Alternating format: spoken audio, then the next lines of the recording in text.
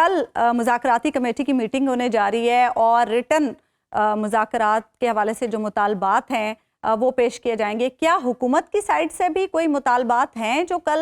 سامنے رکھے جائیں گے پاکستان تحریک انصاف کی مذاکراتی کمیٹی کے سامنے؟ جی بسم اللہ الرحمن الرحیم، بہت بہت شکریہ. دیکھیں اب تحریری طور پہ تو کہا جا رہا ہے اور یہ 22-23 دن ہو گئے ہیں کہ یہی بات سن رہے کہ تحریری طور پہ آ جائیں گے، لیکن ابھی تک تو ہمارے سامنے کوئی ان رائٹنگ یا تحریری طور پہ کوئی ڈیمانڈ سامنے نہیں آئی. زبانی کلامی ہے، زبانی جمع خرچ جو بھی ہوتا رہا ہے، یہ جو مطالبات زبانی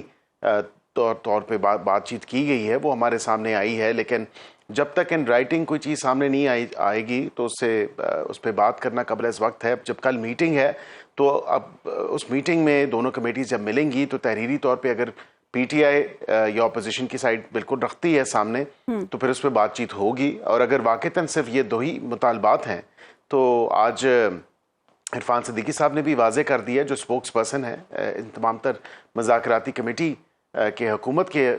اینڈ سے، تو وہاں پہ انہوں نے بالکل کہا کہ جو 6-7 یا تقریباً 8 پولیٹیکل پارٹیز ہیں جو حکومت کے اتحادی ہیں، اگر کمیشن بنانے کی بات آپ کریں تو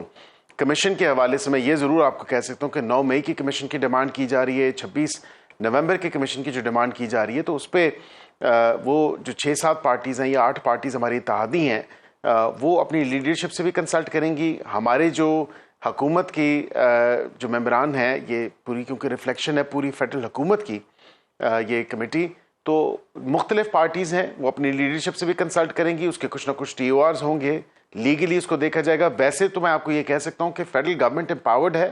اور فیڈرل گورنمنٹ کا ہی یہ استحقاق پریروگیٹو ہے کہ کسی بھی کمیشن کو فارم کرنا according to the law of the land جو انکوائریز آف کمیشن ایکٹ ہے. اب یہاں پہ وہ اگر کنونس کر لیں ہمیں، اپوزیشن کی کمیٹی حکومتی کمیٹی کو کنونس کرے اور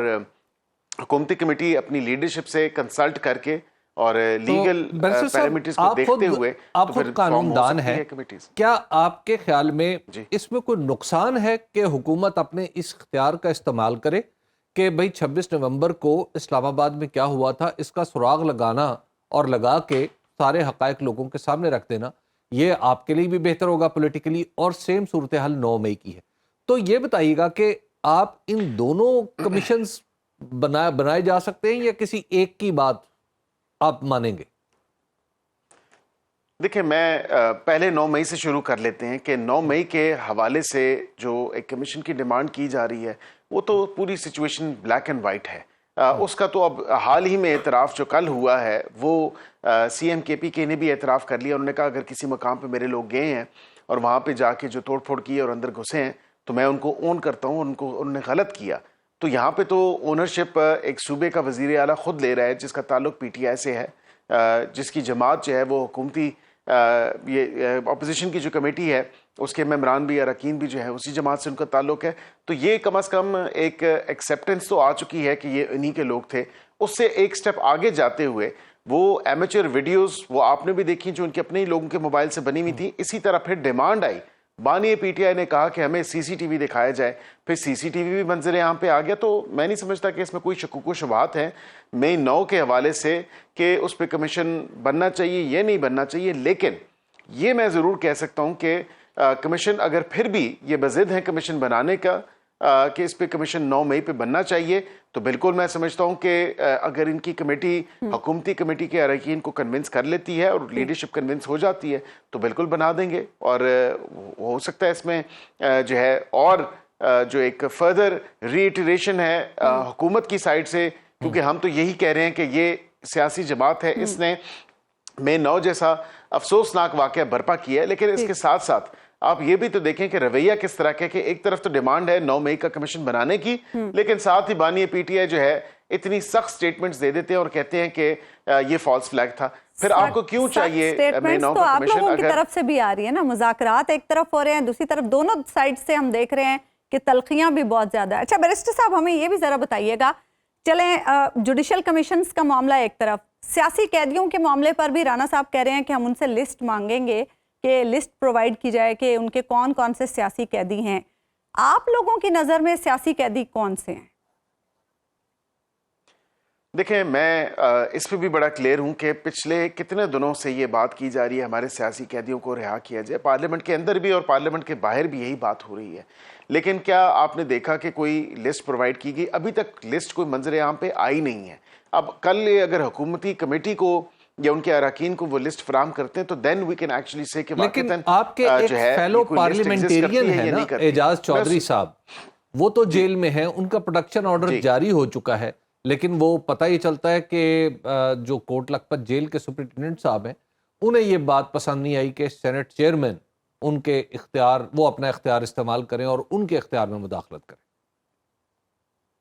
حبیب صاحب میں اس پہ بھی آ جاتا ہوں، لیکن میں پہلے یہ بات کمپلیٹ کر دوں کہ یہاں پہ سیاسی اسیران کی جو یہ اسیران کی بات کی جاتی ہے، وہ لسٹ اگر منظر عام پہ کل آ جاتی ہے، حکومتی کمیٹی یا اس کے اراکین جو ہیں اس کی ویراسٹی کو یا اس کی ٹروتھ فلنس کو چیک کریں گے کہ ان کی جو لسٹ میں لوگ ہیں جن کی جو ڈیٹیلز ہیں اس کی کیا حقیقت کے ساتھ کیا تعلق ہے۔ میں یہ ضرور کہہ سکتا ہوں کہ ایگزیکٹو آرڈر کے تھرو کوئی قیدی باہر نہیں آ سکتا، اور یہاں پہ صرف اور صرف ایک تھوڑی سی جو میں یہ بات ضرور ہمیشہ ہی کرتا ہوں کہ کوئی دفعہ 144 میں اگر کوئی ملوث ہے اور وہ کوازائی جوڈیشل فورم ہے، میجسٹریل پاورز ہیں ڈی سی کے پاس یا ڈیپٹی کمشنر کے پاس یا اے سی کے پاس، تو کم از کم وہ اس حوالے سے دیکھا جا سکتا ہے جو صرف اور صرف دفعہ 144 ایم پی او کے حوالے سے ہو۔ اب آپ کا دوسرا جو سوال ہے کہ جو آپ نے چودھری اعجاز صاحب کی بات کی، تو میں کل بھی اس پہ ذکر کر چکا ہوں کہ بالکل پارلیمان کا استحقاق ہے، پارلیمان کی جو توقیر ہے اس کو قائم دائم رہنا چاہیے۔ جو سپرنٹینڈنٹ صاحب نے کہا تو اس میں انہوں نے تھوڑا سا، اگر آپ یہ زیادہ اس کو الیبریٹ کر دیتے اور پڑھ لیتے، تو انہوں نے سیکیورٹی کی وجوہات اس میں درج کی ہیں، اور انہوں نے کہا ہے کہ ہم ڈینائی نہیں کر رہے، موسٹ آنریبل جو چیئرمین ہیں سینٹ کے، ان کی بالکل پروٹیکشن آرڈر ریسیو ہوا ہے، لیکن ایک ایس او پی بنی ہوئی ہے جس میں آپ کو یاد ہوگا کیونکہ عمران خان صاحب کے اپنے ٹائم پہ بھی شہباز شریف صاحب کو بختر بند گاڑی میں لایا جاتا تھا، اور یہ اگر کہہ دینا کافی نہیں ہے، لیکن جتنے باقی بھی قیدی تھے جن پہ جھوٹے مقدمے بنائے ہوئے تھے ان کو اسی طرح جو ان کی تاریخ پیشی تھی لایا جاتا تھا۔ تو یہاں پہ کچھ سیکیورٹی حوالوں سے بھی دیکھنا ہے، کیونکہ وہ مین 9 کے کیسز میں بھی ملوث ہیں اور دیگر کیسز میں بھی ملوث ہیں۔ بے شک وہ سٹنگ سینیٹر ہیں، لیکن اس کے ساتھ میں یہ سمجھتا ہوں کہ ان کا استحقاق اور پریولیج ضرور ہے کہ وہ بند گاڑی میسر آ جائے تو وہ آ جائیں گے۔ دیکھیں وہاں پہ انہوں نے اسپیشل ڈیٹیلز دی ہیں اسی لیٹر کے اندر، اس لیٹر کی کانٹینٹس میں تمام تر چیزیں درج ہیں کہ ان کو حکومت پنجاب سے جو سیکیورٹی کے ایس او پی کے حوالے سے جو چیزیں درکار ہیں وہ مل جائیں گی، اور میں امید کرتا ہوں کہ کل کے سیشن میں وہ انشاءاللہ وہ سینٹ میں پیش بھی ہو جائیں۔ بیرسٹر صاحب، پاکستان تحریک انصاف کے کچھ جو رہنما ہیں وہ یہ الزام لگا رہے ہیں کہ 190 ملین پاؤنڈ کیس کے فیصلے میں تاخیر کی وجہ جو ہے وہ حکومت ہے، اس میں بھی حکومت کا کوئی کردار ہے۔ دیکھیں میں سمجھتا ہوں اتنی مزے کا خیز یہ بات کی جا رہی ہے۔ اب بانی پی ٹی آئی نے تو خود ہی کنفرم کر دیا کہ بالکل مجھے ایک نہیں 2 دفعہ صبح 9 بجے عدالت میں آنے کا کہا گیا تھا، لیکن وہ کیوں نہیں پیش ہوئے یا پیش ہونے سے کیوں قاصر تھے، یہ وجوہات وہ خود بتا سکتے ہیں۔ کیا وہ ناشتہ کر رہے تھے یا تیار ہو رہے تھے؟ وہ یہ ضرور کہہ رہے ہیں کہ میرے وکلاء نہیں تھے اور میں نے کہا کہ میرے وکلاء جو ہیں آ جائیں تو پھر میں پیش ہوں گا۔ جب عدالت کا ٹائم 8:30 بجے ہے، اور میں نے تو کیونکہ ایک ٹرائل کی پروسیڈنگز کی ایک ہیئرنگ میں ان کو آبزرو بھی کیا ہے، 12 دفعہ ان کی طرف سے ایلیگیشن جج صاحب پہ بھی لگی، انہوں نے 2 دفعہ کہا کہ جی ہمارا یہ کیس جو ہے جج صاحب نہیں سن سکتے، لیکن اس کے باوجود جو ہے ٹرائل آگے پروسیڈ ہوا، اور یہ ہمیشہ جب 11 بجے کا بھی ٹائم ان کو دیا جاتا تھا تو یہ تقریباً 12:30-1 بجے آتے تھے، کیونکہ میں خود ایک تاریخ پیشی پہ اس پہ جب ڈیورنگ ٹرائل یہ کنڈکٹ ہو رہا تھا ٹرائل کی پروسیڈنگز کو آبزرو کیا، کیونکہ یہ ایلیگیشن ڈیو پروسیس کی وائلیشن یا فیئر ٹرائل کے تقاضوں کو بھی پورا نہ ہونے کی لگاتے تھے، اور وہاں پہ میں نے جا کے آبزرو کیا کہ تمام تر ڈیو پروسیس کو بھی ملوث خاطر رکھا جا رہا ہے اور فیئر ٹرائل کے بھی تمام تر لوازمات کو پورا کیا جا رہا ہے۔ لیکن یہ جج صاحب نے جو فیصلہ نہیں سنایا اور ریسٹرین کیا، میں سمجھتا ہوں اچھی بات ہے انہوں نے ریسٹرین کیا، کیونکہ کل کو پھر یہی پی ٹی آئی کے لوگ اور یہی بانی پی ٹی آئی آپ کو کہہ رہے ہوتے کہ دیکھیں نا جی ہماری غیر موجودگی میں فیصلہ سنا دیا، تو اچھی بات ہے 2-4 دن کا اگر ڈیلے آیا تو کوئی ایسی بات۔ بیرسٹر صاحب آپ ہیں، آپ خود وکیل ہیں اور حکومت کا حصہ بھی ہیں۔ حکومت عدالت کے اندر ایک ایسے کیس پر باہر آ کے بتاتی ہے کہ اس کے اندر تو سزا ہی ہونی ہے، سزا ہی بنتی ہے، اور آپ خود بھی پریس کانفرنس بھی کر چکے ہیں اس حوالے سے، اور پھر اپوزیشن جو ہے وہ بتاتی ہے کہ نہیں جی ہم تو بے قصور ہیں، اور وہ سینٹ میں جا کے بتاتی ہے، وہ اسمبلی میں جا کے بتاتی ہے. کیا یہ جو حکومت نے کھیل شروع کیا ہے کہ فیصلے سے پہلے اپنے اپنے آرگومنٹ جو ہے، یعنی سماعت ادھر مکمل ہو چکی ہے، یہاں ایک نئی سماعت شروع ہو گئی ہے، یہ کوئی اچھا معاملہ ہے؟ دیکھیں میں یہ ضرور کہہ سکتا ہوں کہ میں نے آج بھی اس کے کیس کے میرٹس کو ٹچ نہیں کیا، لیکن میں نے اس کی کچھ فیکچوئل پوزیشن جو انڈر ڈسکشن ہے یا جو بات سامنے آئی ہے، کیونکہ فیصلہ محفوظ ہو چکا ہے، فیصلہ تبدیل نہیں ہو سکتا. جو فیصلہ جج صاحب نے لکھ لیا ہے اور انہوں نے اس دن کورٹ میں بھی دکھایا کہ میں نے فیصلہ لکھا ہوا ہے، دستخط شدہ ہے، تمام تر میڈیا کے نمائندگان نے دیکھا اور انہوں نے یہ آپ کو تصدیق بھی کر سکتے ہیں کہ فیصلہ جج صاحب نے لکھ کے اور دکھایا کہ میں اس کو اناؤنس کر دوں. لیکن میں ان کو ایک اور موقع دیتا ہوں. جو میری آپ بات کر رہے ہیں کہ یہ حکومتی موقف جو ہے اس میں بھی میں آپ کو واضح کر دوں کہ ہم صرف 2+2 کی بات کرتے ہیں کہ جو چیز مثال کے طور پہ جو انلیگل پیسے گئے یہاں سے، جو منی لانڈرنگ کی گئی اور پھر ان کو بحیثیت حکومت پاکستان کا نمائندہ ہونے کے ناطے اس وقت شہزاد اکبر صاحب نے ایک N D A agreement sign کیا پیسوں کو ریپیٹریٹ کرنے کے حوالے سے، اور اس میں واضح طور پہ لکھا ہے کہ یہ پیسے اسٹیٹ آف پاکستان کو آئیں گے. تو مجھے یہ بتا دیں کہ اسٹیٹ آف پاکستان کا مطلب سپریم کورٹ آف پاکستان کا کوئی لائبلٹی اکاؤنٹ نہیں ہے، اور پھر ان کو ریڈ آؤٹ کر کے کسی کا فائن پے کر دیا گیا. سو دس از دا مس یوز آف اتھارٹی. یہ جو ہے